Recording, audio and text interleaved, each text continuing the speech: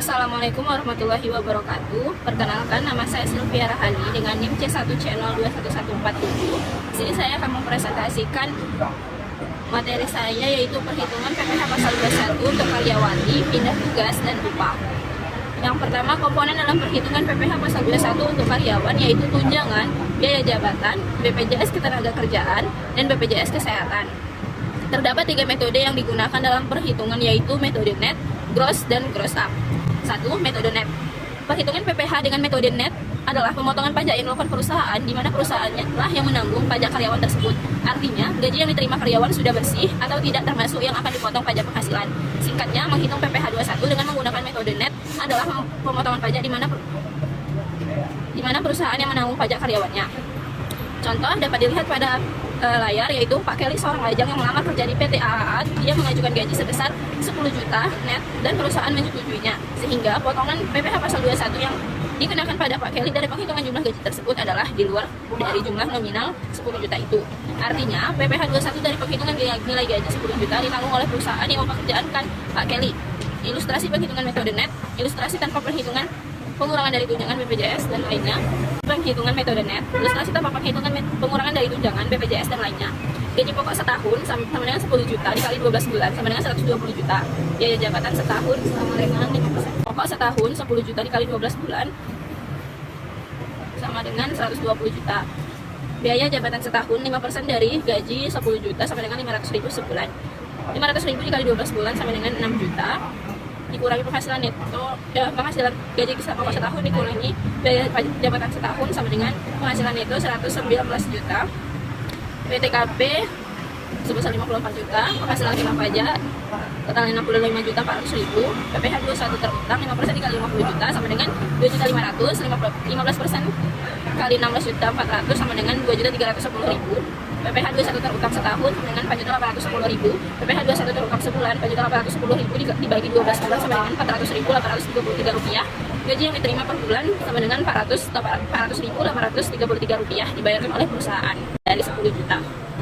Yang kedua yaitu metode gross. Kebalikan dari perhitungan PPh dengan metode gross adalah cara menghitung pajak penghasilan yang secara keseluruhan dibebankan pada gaji yang seharusnya diterima karyawan. Jadi gaji yang akan diterima karyawan setiap bulannya tersebut belum termasuk potongan pajak penghasilan. Singkatnya, menghitung PPh pasal 21 dan menggunakan metode gross adalah pemotongan pajak penghasilan di mana karyawan yang menanggung pajaknya.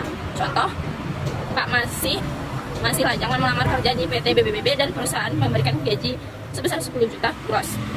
Maka potongan PPh 21 yang dihitung dari jumlah nominal-nominal tersebut akan dibebankan atau diambil dari nilai 10 juta itu. Dengan demikian, PPh 21 dari penghitungan nilai gaji 10 juta itu ditanggung oleh Pak Kelly yang akan mengurangi jumlah nominal gaji yang akan diterimanya. Ilustrasinya adalah gaji pokok setahun 10 juta dikali 12 bulan sama dengan 120 juta. Biaya jabatan setahunnya totalnya 6 juta dikurang mendapatkan penghasilan itu setahun sebesar 119 juta 400.000, PTKP-nya 54 juta, penghasilan kena pajaknya 65 juta 400, PPh 21 terutang 5% dari 50 juta sebesar 2 juta 500, 15% dari 15 juta 400 adalah 2 juta 310.000, PPh 21 terutang setahun sebesar 4 juta 810.000. PPh 21 terutang sebulan adalah 400.833 rupiah. Gaji yang diterima sebulan 10 juta dikurangi 400.833 rupiah sama dengan 9.599.166 rupiah. Yang ketiga, metode gross up. Cara menghitung pajak penghasilan dengan metode ini artinya memberikan tunjangan kepada karyawan sejumlah potongan pajak yang ditentukan, sehingga penghitungan PPh 21 metode gross up ini terbilang lebih rumit dibanding metode net ataupun gross, karena metode penghitung yang didasarkan pada jumlah tunjangan yang sama besar dengan jumlah pajak yang dipotong dari karyawan. Contoh, Pak Kelly melamar kerja di PT CCC dan masih lajang dengan kesepakatan gaji sebesar 10 juta dengan metode gross up. Ada biaya jabatan dan tunjangan pajak, maka penghasilan yang akan diterima Pak Kelly nantinya mengikuti jumlah tunjangan pajak yang diberikan perusahaan berdasarkan lapisan penghitung yang digunakan untuk menentukan jumlah mendapatkan tunjangan pajak tersebut. Tunjangan pajak ini dihitung berdasarkan besar penghasilan kena pajak dengan mengikuti formula lapisan penghasilan kena pajak, yaitu lapisan 1 penghasilan kena pajak dari 0 sampai 47.500.000. Itu penghasilan kena pajak setahun dikurang 0 dikali 5 plus 55 ditambah 0. Lapisan kedua, penghasilan kena pajak 47.500.000 sampai 217.500.000. Penghasilan kena pajak setahun dikurang 47 juta. Penghasilan kena pajak setahun dikurang 217.500 dikali 15 485 ditambah 2.500. Lapisan ketiga, penghasilan kena pajak lebih dari 217.500. Penghasilan kena pajak setahun dikurang 4.405 juta. Sekitar pajak setahun dikurang 217.500.000 dikali 20 5/75 ditambah 32.500.000. Lapisan keempat, penghasilan kena pajak lebih dari 405 juta. Penghasilan kena pajak setahun dikurang 405 juta kali 30/70 ditambah 55 juta. Hitung gaji Pak Kelly sebesar 10 juta per bulan, nomor 100 tidak kawin dan tanpa tanggungan. Gaji pokok setahunnya yaitu 10 juta dikali 12 menjadi 120 juta. Biaya jabatan setahunnya 6 juta, penghasilan itu setahunnya menjadi 114 juta. Lalu PTKP-nya 24 juta, penghasilan kena pajaknya 60 juta. Di lapisan kedua 60 juta dikurang 47.500.000 dikali 15/85 ditambah 2.500.000 sama dengan 4.705.882 rupiah. Tunjangan pajak sebulan 4.705.882 rupiah bagi 12 bulan sama dengan 392.156 rupiah. Penghasilan pokok sama dengan gaji pokok ditambah tunjangan PPh pasal 21 10 juta ditambah 392.156 rupiah sama dengan 10.352.156 rupiah. Penghasilan bersih setahun 10.352.156 rupiah dikali 12 bulan sama dengan 118.345.872 rupiah.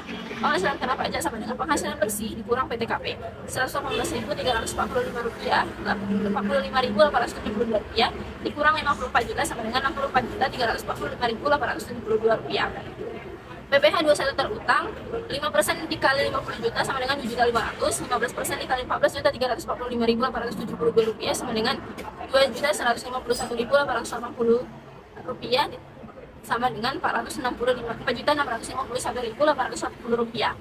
PPh 21 terutang sebulan sama dengan 387.665.656 rupiah.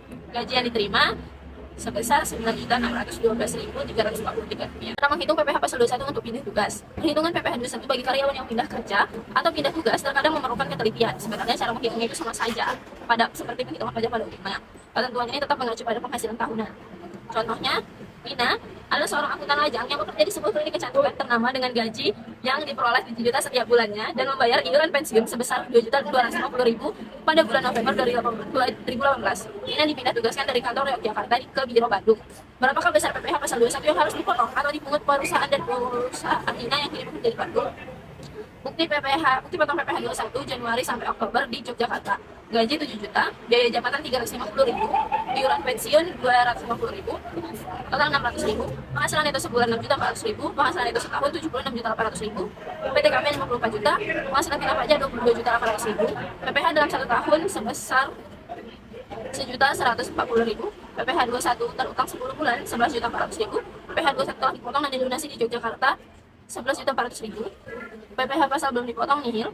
Bukti potong PPh pasal 21 November sampai Desember di Bandung, gaji 7 juta, biaya jabatan 350.000, iuran pensiun 250.000, total 600.000, neto sebulannya 6.400.000, neto 1 tahunnya 76.800.000, PTKP 54 juta, penghasilan kena pajak 22.800.000, PPh dalam 1 tahun sebesar 1.140.000, terutang selama 2 bulan 2.280.000, telah dipotong perusahaan dan dilunasi sebesar 2.280.000.